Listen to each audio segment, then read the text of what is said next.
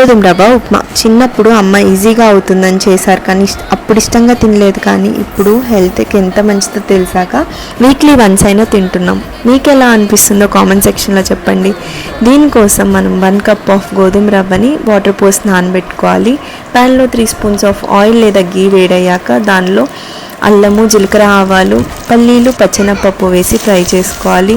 సన్నగా తరిగిన ఆనియన్, పచ్చిమిర్చి, ఎండుమిర్చి, కరివేపాకు ఫ్రై చేసుకున్నాక 2 కప్స్ ఆఫ్ వాటర్ వేసి తగినంత సాల్ట్ వేసుకొని మంచిగా బాయిల్ చేసుకోవాలి.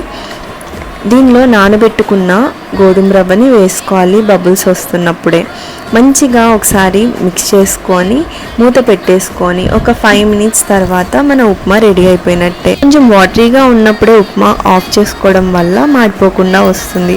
వీడియో నచ్చితే లైక్ చేయండి, కామెంట్ చేయండి. ఫస్ట్ టైం చూస్తున్నట్టయితే ఛానల్ని సబ్స్క్రైబ్ చేసుకోండి. Thank you for watching.